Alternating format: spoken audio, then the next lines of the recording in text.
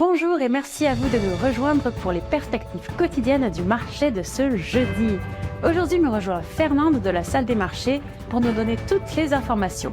Fernande. Le département du Trésor a annoncé qu'il va plus que doubler ses opérations de rachat d'obligations à longue échéance dans le but de stabiliser le marché après que les rendements à 30 ans ont atteint leur plus haut niveau depuis 2007. La bourse sud-coréenne a brièvement suspendu les ventes automatiques après que le Kospi a plongé de près de 6%, entraîné par de lourdes pertes de Samsung Electronics et SK Hynix à la suite d'un recul nocturne des valeurs américaines de semi-conducteurs. Le dollar américain s'est assoupli globalement mercredi, alors que les opérateurs attendaient les minutes de la réserve fédérale, l'euro se hissant au-dessus de 1,16 et le yen japonais se raffermissant sur des paris selon lesquels la Banque du Japon relèvera ses taux en septembre. Le cours de l'euro-dollar est resté largement inchangé lors de la dernière session. L'indicateur MACD indique un mouvement baissier. Le dollar australien a légèrement baissé de 0,1% par rapport au dollar lors de la dernière session. L'indicateur ROC donne un signal baissier.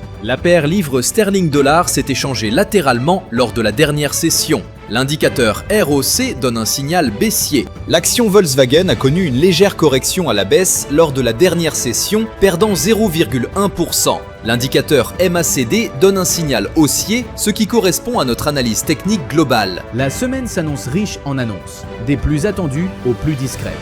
Ne négligez aucun détail pour rester réactif face aux fluctuations. En cas de surprise, surveillez la volatilité des devises et matières premières. Leurs fluctuations peuvent donner un indice sur la confiance ou la peur sur les marchés. Nous espérons que vous avez apprécié les perspectives quotidiennes du marché de ce jeudi. Nous souhaitons à chacun de vous une journée de trading productive. Reconnectez-vous demain matin pour entendre les dernières nouvelles et les événements des marchés financiers.